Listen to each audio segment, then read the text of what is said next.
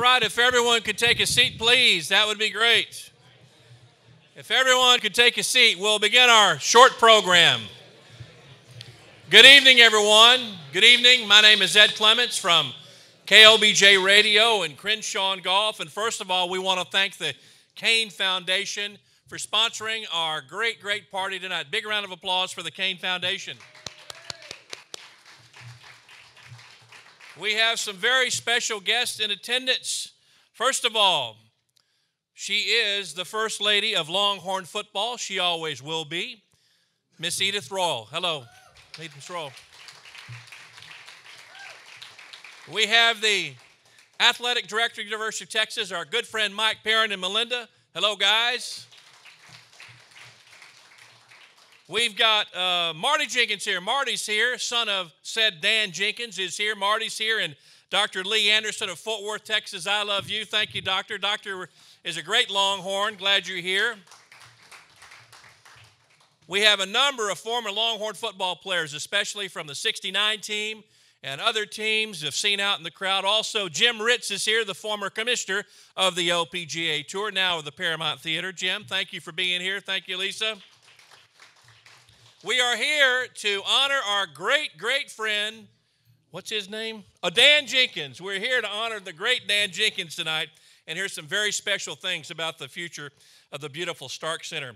At this time, I'd like to introduce Jan Todd, co-executive director of the Stark, to tell us about the Stark Museum and the operations and what goes on here. Jan, come on up.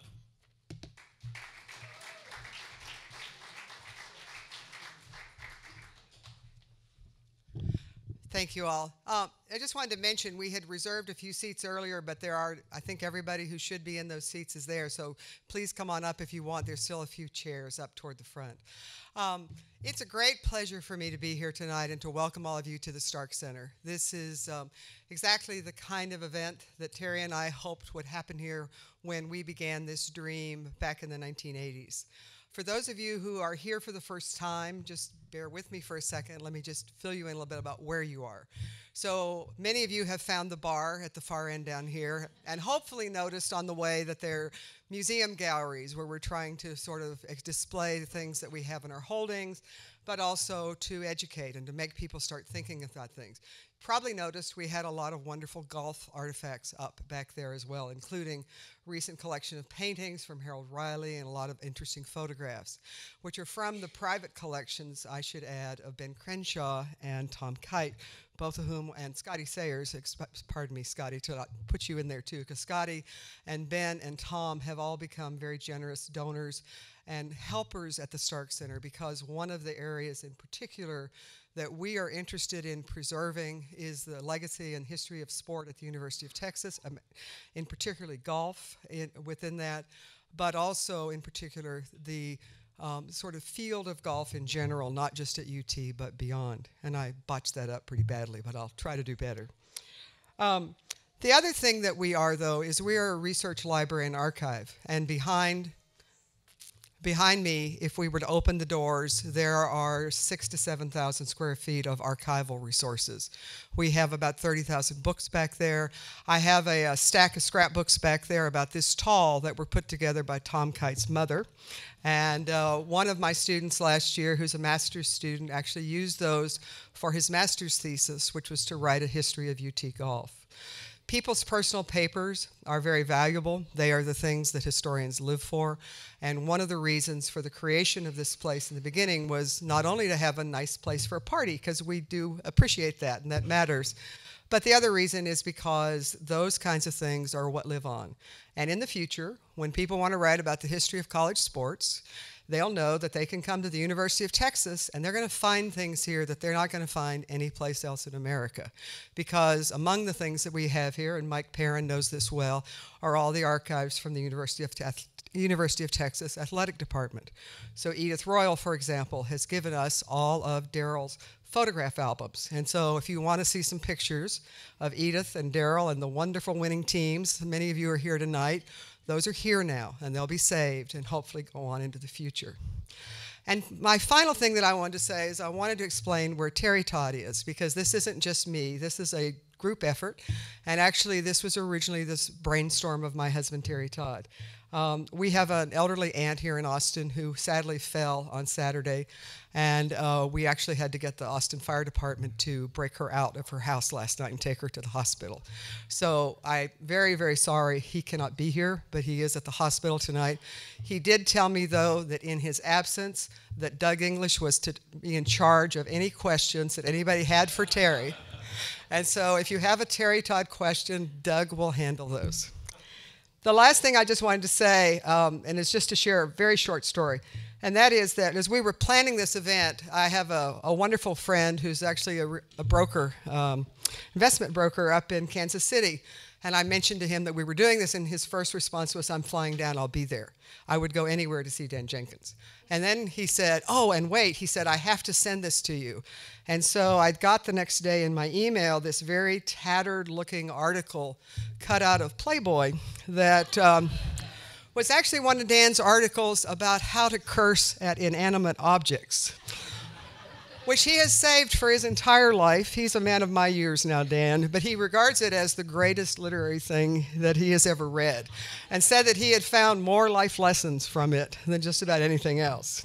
So I think we all have those Dan Jenkins stories. I will never forget reading the great books, seeing the great movies, and of course reading a lot of those Sports Illustrated articles. So we are very delighted here. I also wanted to thank Chris Hart, Mike Kramer, Texas Program in Sports Media, for all that you're doing. We are very, very happy to be part of this and to play the role that we're able to do here to try to make this all a sort of a work, as they say. Thank you all. Thank you, Jan. This is a great bevy of information about the University of Texas, and so many in this room have worked with Dan Jenkins, contemporaries Melanie Hauser, Kirk Bowles, Mark Rossner, and one person who probably knows more about UT football and sports than anybody in this room, my friend Bill Little. Bill Little's here. Give a round of applause to Bill. Thank you, Bill.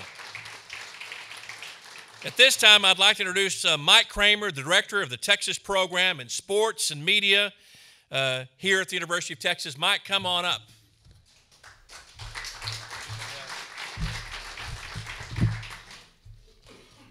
Good evening. I get the pleasure of introducing the award that we're creating. But before I do that, let me just tell you quickly about Texas Program in Sports and Media. We are housed in the Moody College of Communication. Our program is about 7 years old, and we were set up to study the interests and business of sports and media and the intersection of the same, as well as the importance in sports in American society. So it's been a lot of fun starting this program over the last 7 years, and couldn't think of a better way to end the 7th year than what we're doing here tonight.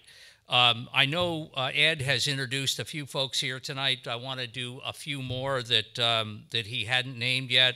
I believe Patty Ohlendorf, VP of Legal Affairs from the university, is here somewhere. Patty, are you here or coming? Well, there you go. Mike Wilson, who's our Assistant Dean of External Relations at the college, R.B. Brenner, Director of the School of Journalism, Kathleen McElroy, who we've heard, late of the New York Times and now all hours as the Assistant Director, Kevin Robbins and Paul Steckler and Barry Brummett, Joel Lulla, all faculty and chairs, Angeline Close, if she's here, Dean Rod Hart, our late dean, not late, he's still alive, was the dean, and is here. Sorry, Rod, I think he left, fortunately, so he didn't hear that.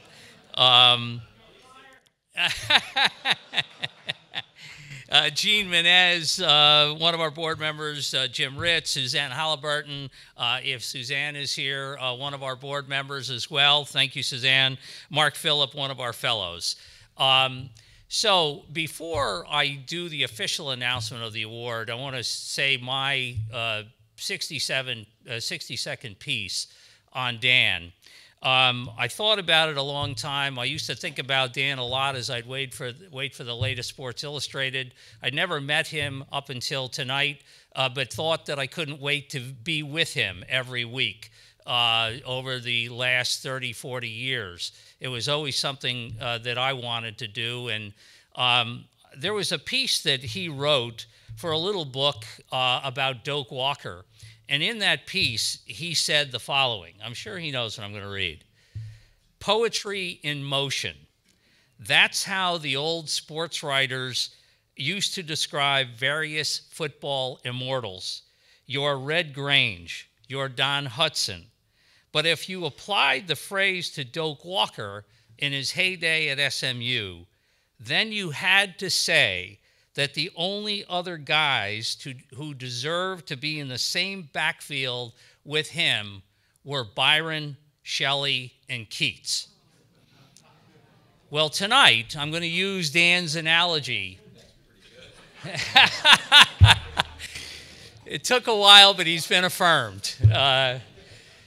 So tonight, using Dan's analogy, if we were to create a backfield like that of sports writers, Dan Jenkins would either be the quarterback or maybe he'd be the featured back in the I formation. I'm not sure. But he'd be one of those. And there'd be 2 or 3 other people in there, and I'm not going to worry about who those are, but Dan would be one of them. Poetry in motion. So tonight, I have the distinct honor of, and with the gracious cooperation of Dan Jenkins, who after all had to lend his name to this, we're pleased to announce the Dan Jenkins Medal for excellence in sports writing.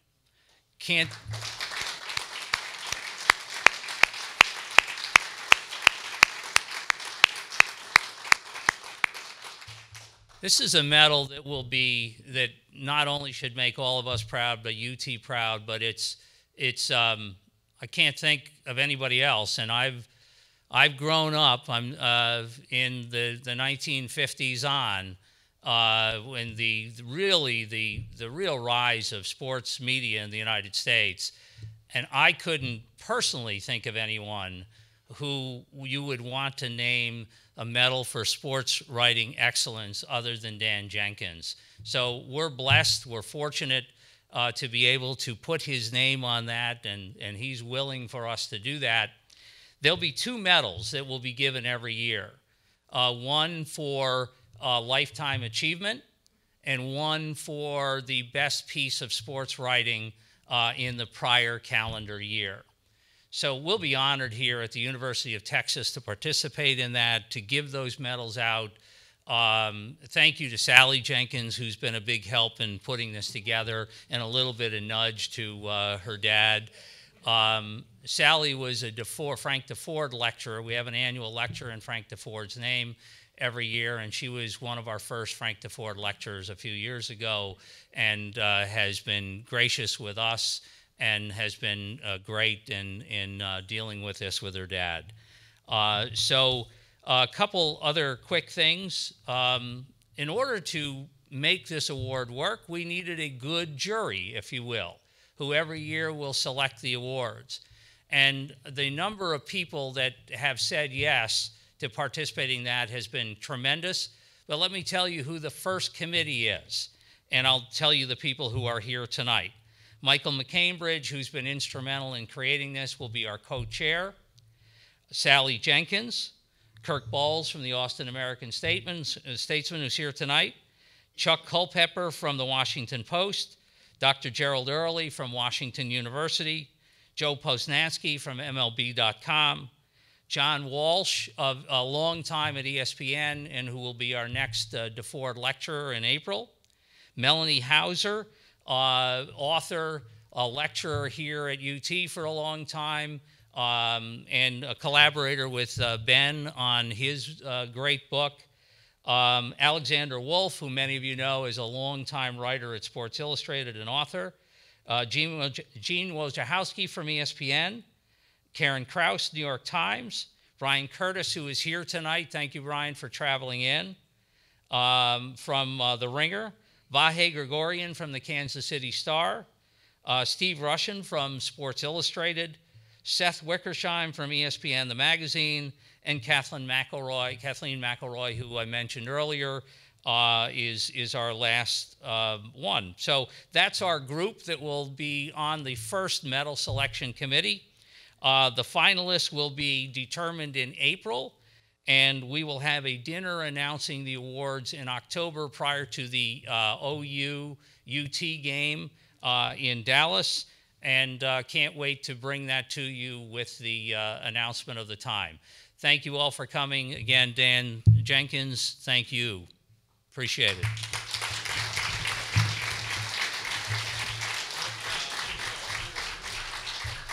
Thank you, Mike. I want to introduce two guys who know Dan well. Before I do that, I want to mention someone whose father really helped these guys immensely. In the audience tonight is Tinsley Pennick. Tinsley, son of Harvey. Hello, Tinsley. Great to see you. Hi, Tinsley. Great to see you. Well, the two guys I'm going to call up now first, the first one is the former All-American for the University of Texas golf team. He is in the McCallum High School Hall of Honor. He's the winner of the 1992 U.S. Open at Pebble Beach. He's a former Ryder Cup captain. He's a member of the World Golf Hall of Fame and came within one shot of shooting his age in Arizona last Saturday. Darn it. Ladies and gentlemen, my honor to introduce my good friend, Tom Kite. Come on up, Tommy. Our next golfer is in the Austin High Hall of Honor, loyal forever, a two-time winner of the Masters Championship, a winner as captain in Brookline, as a captain of the Ryder Cup team, also a member of the World Golf Hall of Fame, and now a big shot radio star on Sirius XM PGA Tour Radio. Ladies and gentlemen, Ben Crenshaw. Here you go, Tommy. All right, move that up there. I hope that's working. There you go. All right, fellas, you have known the honoree for a few years, the great Dan Jenkins. Tom, let me start with you. What's your first memory of Dan Jenkins? Seeing Dan on the veranda at Augusta National. Augusta National and Dan Jenkins almost go hand in hand, almost like Jack Nicklaus and Augusta National go hand in hand, or Arnold Palmer and Augusta go hand in hand. It's just you would come off the 18th green, you'd go up under those wonderful oak trees, and you'd look up there, and there would be Dan Jenkins looking down on you, just compiling notes, and you hoped, you prayed that you had a good day that day so that he would be merciful with you when he wrote his columns. But it was just always special to see people like Dan up there. It was that's the first time I can ever remember seeing Dan, and it's like every year he was just in the same place. It was perfect. And he's going to be in the same place in a few weeks at Augusta National, too. 67 years. 67 years in a row at Augusta. Ben, let me ask you. That's older than you are. Let me ask you, Ben, what was your first memory of Dan Jenkins? It is. I have to tell you this. In 1970 U.S. Open at Hazeltine, I was 18. Dan was in the back of the press room. Somehow I played well enough to get into the press room. So Dan is back there with, I guess, Herb Wynn and all these people back there. I said, God, this is pretty good. So I had a decent enough round that my first first news conference, and the USGA guys right here, and he told me, he said, we got Ben Crenshaw here, and so he had a nice round today, and they said, well, Ben, would you tell the press, would you go through your round today? And I said, sure. 4, 3, 4, 5.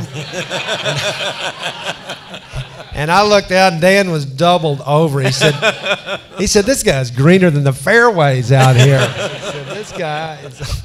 But true, we kind of hit it off. We kind of hit it off because we're Texans, and when y'all You mentioned the people that influenced him. I mean, you start thinking about Bud Shrake, his great friend, and Gary Cartwright, who just passed away. You know, and we have such wonderful writers in Texas. There's something in the water. Blackie Sherrod. I mean, all these people influenced him, but he had a style all of his own. You know, hopefully we'll all be semi-enlightened tonight, you know, because, I mean, he's the best. Every time, Tom, that I went out on a trip somewhere and there was an airplane, some person in the back was laughing uproariously. He had his book in his hand. There's no question. Solid, perfect, or Semi-tough, all these books, but no one could make you laugh any more than Dan. But he knew it. He knew it all cold. Tom, it was a different time when you guys were playing on tour because, unlike today, Melanie and Kirk Bowles, you guys kind of like the media. You like the writers. And I know you did. Yeah. Talk about that relationship. You really had a different relationship with writers back then. You know, you really did. I mean, we really had a lot of good friends that were in the media, and a lot of times we would go to dinner. You know, Bob Green, who wrote for the AP forever and ever, Iva would babysit my kids when his wife would babysit my kids when Christy and I wanted to go out for dinner. We just had great relationships with the media, and you know, they didn't always write good things about us, but you know, it didn't really matter. I mean, you know, generally when we had bad things written about us, we probably because we deserved it. We had messed up out there on the golf course, and hadn't done exactly hadn't handled ourselves the way we should have. But you know, it was just always a great relationship. And as Ben said, you know, those writers from Texas that we grew up with and became really good friends. You know, Blackie Sherrod, Harless Wade, Dan Jenkins. You know, the list just goes on and on and on of Melanie and you know, just they became really good friends and still are really, really good friends of ours. You wanted to play well enough to see them and talk with them. I'll never forget this. One year we were playing at the World Series in Akron, Ohio, and it always seemed to rain a lot in Akron. Akron, when it rains, it's raining there today. When it rains in Akron, it's a pretty dreary place. And we had a 6-hour delay. We're all milling around. Dan, Bob Drum, we're over there. Dan just looked at me and said, "Well, I don't know whether we need to just get drunk or go bowling."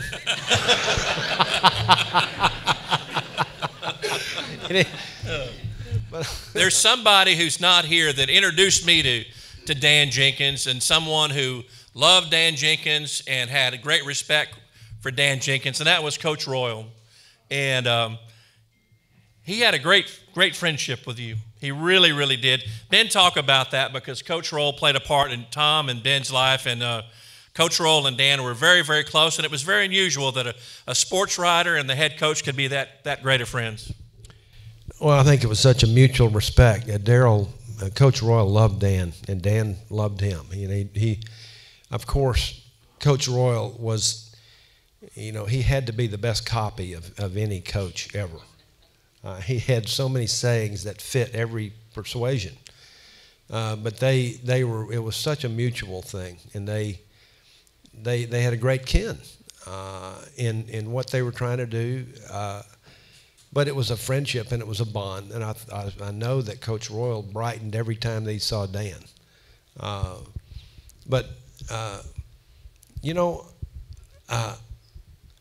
It's amazing that somehow the University of Texas is going to end up with Dan's works. This is truly remarkable. Yeah, the upset of all time. But we are.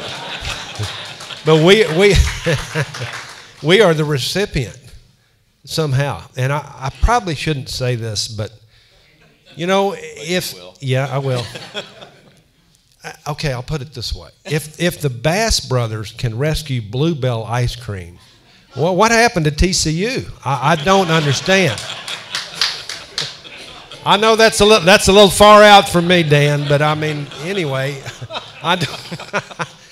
we're the happy. Hey, let's get this man's papers. It's unbelievable. Yeah.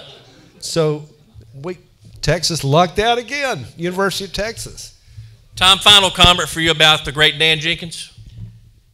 Well, I think it's, this honor that Mike just talked about earlier, I think is so appropriate. It fits. There can be nobody that deserves this more, and those recipients that will receive these awards in the future years will their buttons on their chest will just pop when they find out that they're going to get the Dan Jenkins Award. Those of us that have known him for so long, we love everything about him.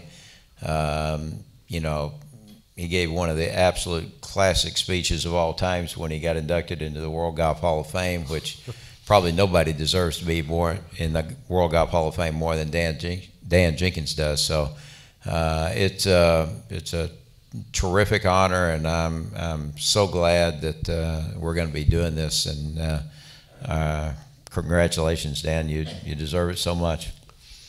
You're a treasure, Dan, and we love you. We love you. I'm going to go work on my shank top fade slice foozler. That's kind of like your lexicon there. Yeah. Ladies and gentlemen, Tom Kite and Ben Crenshaw.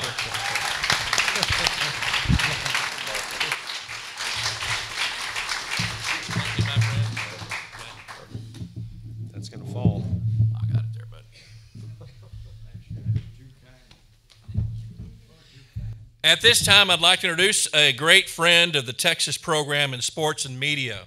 One of the great writers of our time, such books as Chuck Noll, his life work, Lamar Hunt, A Life in Sports, and The Franchise, A History of Sports Illustrated. My pleasure to introduce my friend Michael McCambridge. Michael.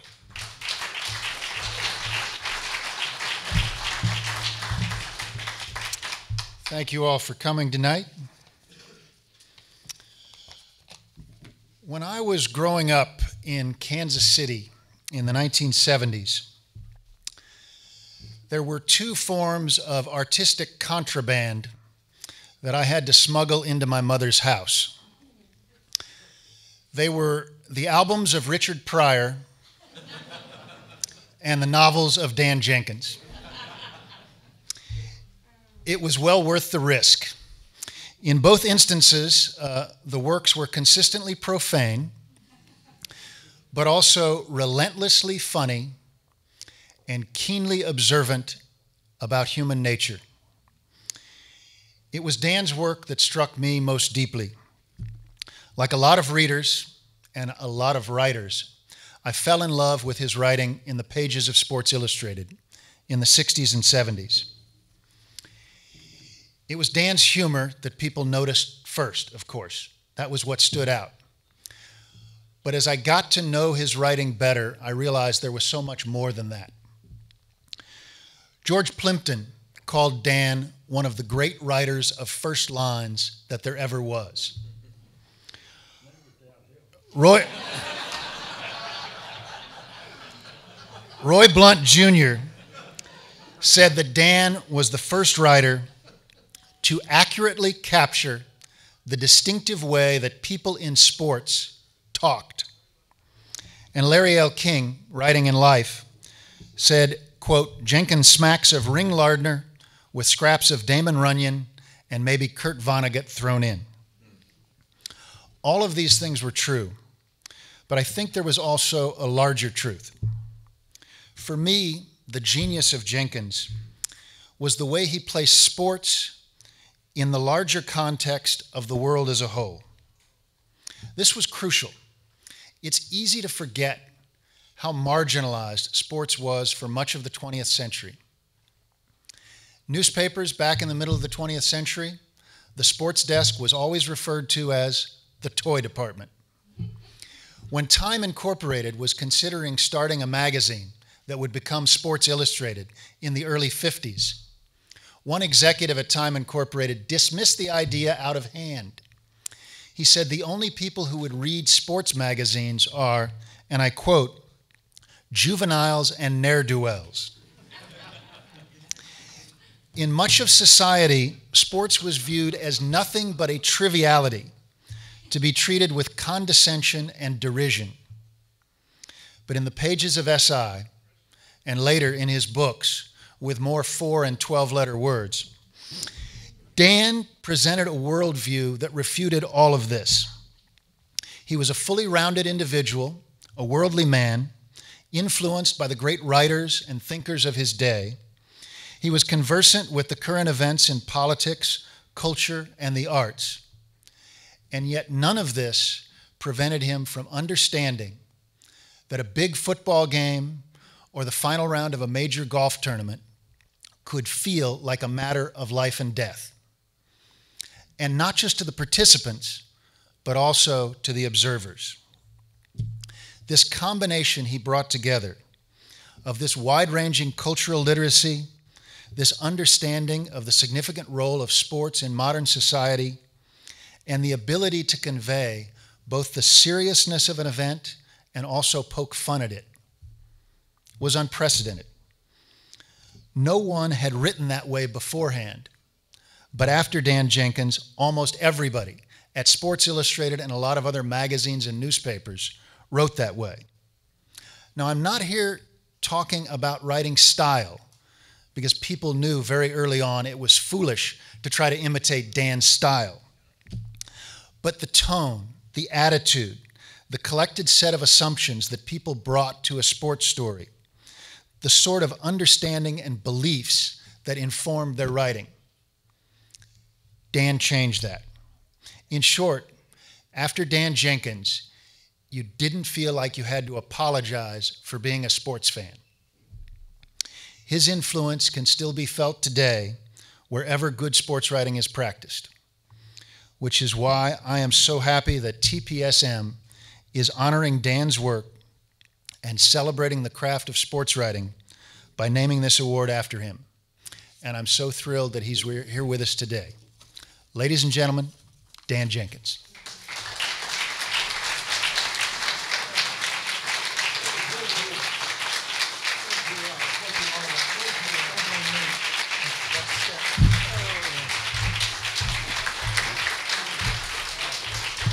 Thank you, folks. Thank you all. Thank you, Michael. Well, way overdone. I can't believe I did any of that. Ben, did you actually say I learned from them? Are you kidding me?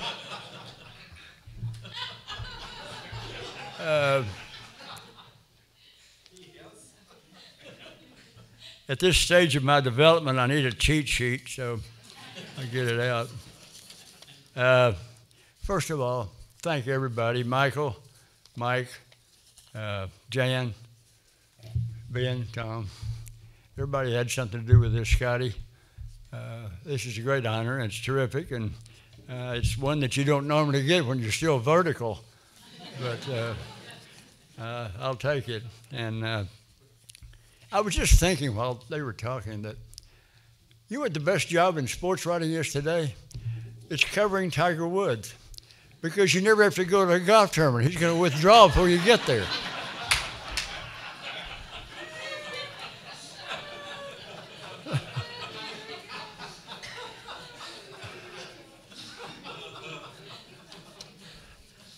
I'm delighted to be in the presence of Randy Mceachern, who said hello to him a while ago. I said, you know, you still hold the record for the most handoffs completed to Earl Campbell.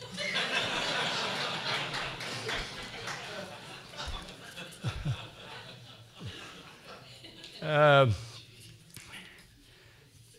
want to talk about just a few minutes for my friend Edith here, because Coach Royal, who has had such an influence on me.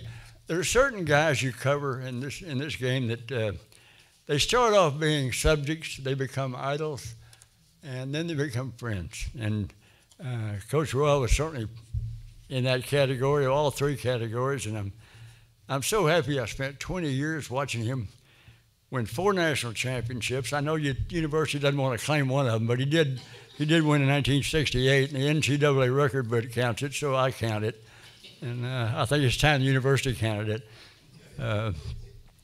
But he was, well, you guys know, you've heard everything he ever said. I mean, he was the most quotable guy I've ever known in my life. He and Bear Bryant both, in terms of football coaches. Jack Nicklaus is still the greatest interview I've ever had. He would, you know, Jack, as Johnny Miller said, he never said, "I don't know" to any question, right?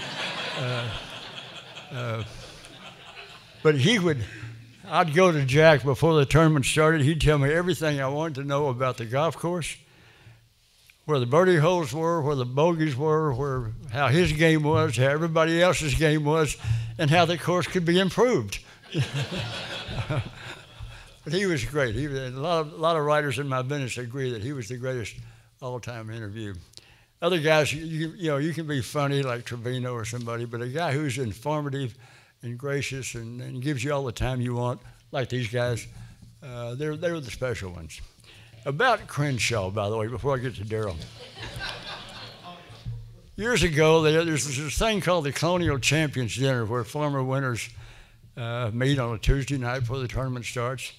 And Ben Hogan was still going there to the dinner that night. He couldn't play anymore, but he was still at the dinner.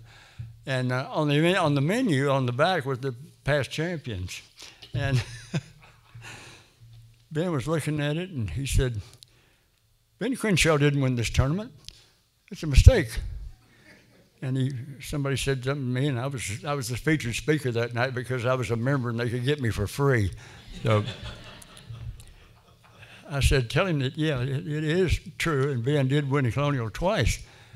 And Hogan didn't change expressions. He just looked off at kind of nowhere and said, "That's not possible."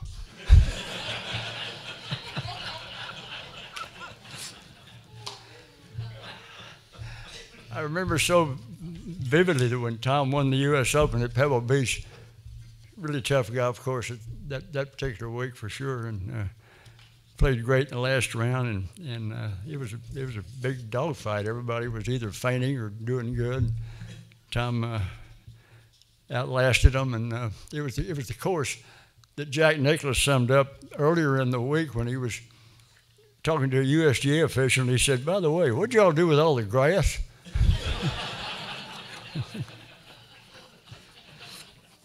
Coach Royal is famous for saying all those things about dance with the one that broke me, and you know, only two things can happen when you throw a pass, or three things can happen and two of them are bad, and all that sort of thing. But my favorite involved the great James Street, excuse me. The little horn frog slipped out in there for a minute.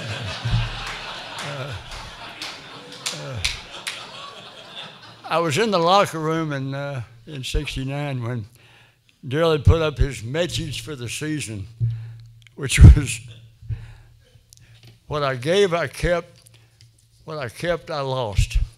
And I was standing there looking at it, kind of scratching my head. And James Street walked by me and said, "When you figure that crap out, let me know what it means, will you?"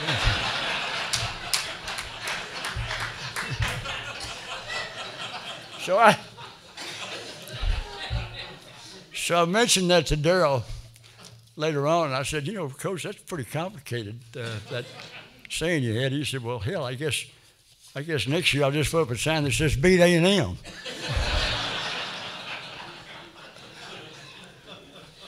The day before the big shootout in '69, I went to a workout, Texas workout, and Gil was getting his game face on because he always said only angry people win football games, and you guys know that. And so he was getting his game face on, and he said, we were standing there, and he said, "Arkansas, what's it good for?" "It ain't good for anything. All they do is sell jams and jellies by the side of the road." All those people. If he'd heard the joke at the time, he would have said, "Arkansas is still where they pointed airplanes when they see one up there."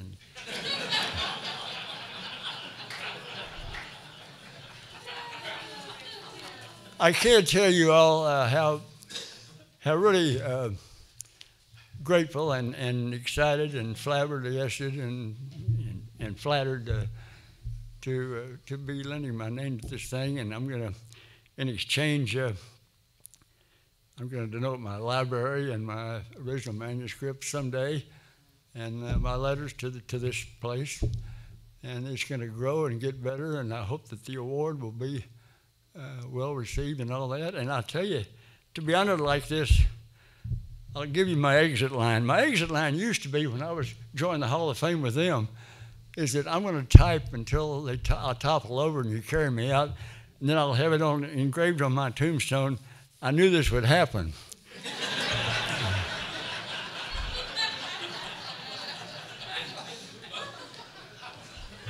But I got a better one for an occasion like this. It's time like these when I'm more grateful than ever that I didn't go to Baylor.